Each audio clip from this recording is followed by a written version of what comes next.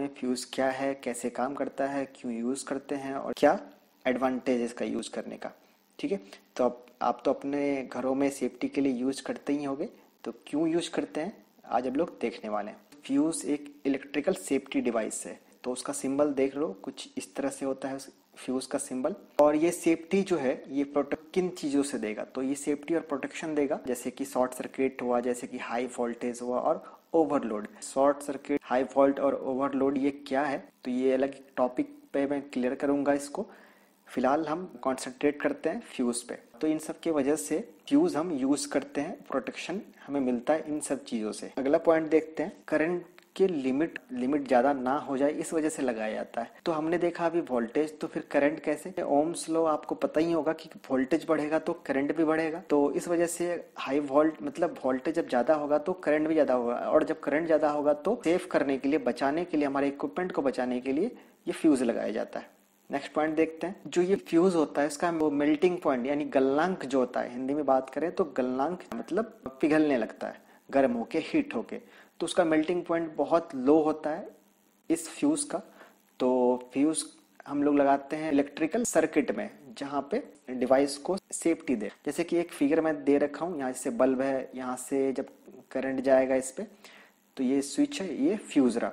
तो अगर मान लो कि इसका वोल्टेज मैं इस बैटरी को हटा के बड़ा बैटरी लगा दूं और हाई वोल्ट वाला लगा दूं, तो कि बल्ब ये फ्यूज हो जाएगा ना। फ्यूज ना हो तो इस वजह से हम लोग एक यहाँ लगाते हैं डिवाइस, वो होता है फ्यूज, ताकि हमें बल्ब का सेफ्टी मिले हमें। ये फ्यूज जो होता है, फ्यूज कट जाता है तो वो कैसा दिखता है, तो कुछ यूं दिखता है।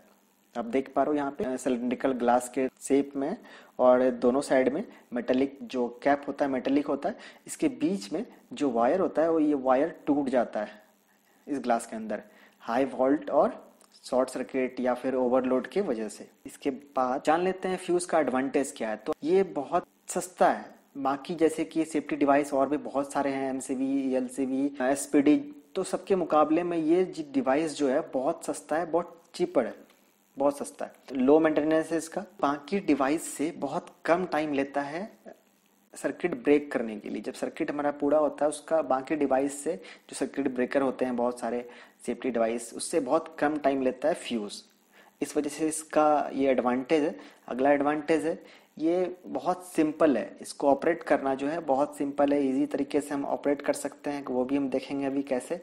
इसके बाद है, बिना गंध और बिना आवाज के ये फ्यूज होता है, डिफ्यूज हो जाता है। तो ये बाकी जो ब्रेकर है तो वो क्या करता है कि स्मेल भी करने लगता है और वो आवाज भी करता है, तो ये आवाज लेस मतलब आवाज बिल्कुल भी नहीं करता है, और इसमें गंद भी नहीं होता है। पहले हम जो यूज करते थे, पुराना मॉडल जो हुआ करता था कुछ इस तरह का हुआ करता था।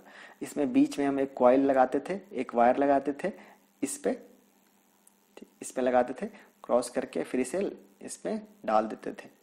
जब भी ये इसका वायर बीच का फ्यूज करता था, फिर वापस इसे रिप्लेस करना पड़ता था। इसमें बहुत आसानी से कोई भी वायर लगा सकता था पहले। ये पहले ओल्ड मॉडल है। अब जो नया आ गया, तो नया में दो टाइप के आए हैं। एक लो टेंशन मतलब जो कम वोल्टेज और कम करंट के लिए आते हैं, ये फ्यूज है, इसका ये होल्डर है, ये होल्डर लगा हुआ है, देखते हो आप। बहुत इजी तरीके से, मान लो अगर ये आपका फ्यूज कर गया तो किसी खींच के निकाल लो बाहर, दूसरा लगा दो, कुछ नहीं है, जीरो मेंटेनेंस, आपने देख लिया। और आसानी से हम इसे लगा सकते हैं, बहुत इजी है लगाना।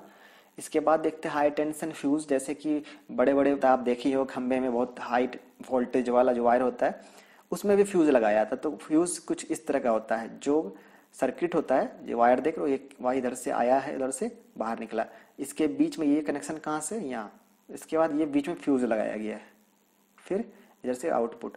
वैसे ही तीन फेज, तीनों का लगाया गया अपना अपना।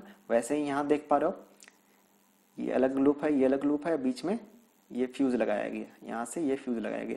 ये हाई टेंशन फ्यूज है, हाई वोल्टेज के लिए। इसके बाद देखते हैं जो अब जो लेटेस्ट आ गया है फ्यूज का, ये फ्यूज होल्डर।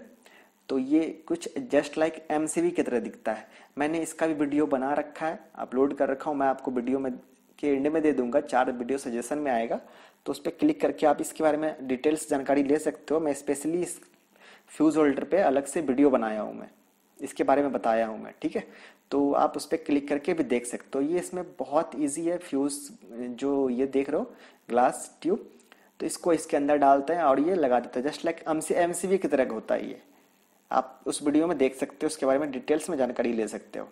इसके बाद ये जो करंट रेटिंग पे काम करता है, मैंने स्टार्टिंग में आपको पॉइंट दिखाया था कि करंट के लिए यूज होता है, तो ये करंट रेटिंग पे काम करता है कि करंट के अकॉर्डिंग ही हम इसे लगाते हैं। आप अपने घरों में जो फ्यूज लगाओगे वो करंट के अकॉर्डिंग, जैसे आपका घर का लोड 1 किलोवाट है तो उसके अकॉर्डिंग कितने एम्पेयर का फ्यूज लगेगा, 2 किलोवाट का लोड है तो कितने एम्पेयर का फ्यूज लगेगा, तो ये आपके घर के लोड के अकॉर्डिंग ही फ्यूज लगता है। तो अगला वीडियो बनाऊंगा मैं कि आप लोड के अकॉर्डिंग कितने एम्पेयर का फ्यूज लगना है। तो देख पा रहे हो आप, 1 एम्पेयर, 2 एम्पेयर, 3 एम्पेयर, 5, 7, 10, 13, 36 होता है, फिर 64, मतलब इससे ज्यादा एम्पेयर का फ्यूज होता है। तो आपके घर में कितने का लोड है और उसके अकॉर्डिंग कितने एम्पेयर का फ्यूज लगेगा। मान लो आपका घर का लोड 1 किलोवाट है, तो और आप बहुत हाई एम्पेयर का फ्यूज लगा चुके हो, तो कभी वो काम करेगा क्या? बिल्कुल भी नहीं करेगा, क्योंकि एम्पेयर तो आपका कम है। तो उसके अकॉर्डिंग कितने एम्पेयर का लगाना चाहिए, तो अगले वीडियो में बताऊंगा मैं कि कितने एम वाट के लिए, कितने पावर के लिए, कितने लोड के लिए कितने एम्पेयर का फ्यूज नीड होगा।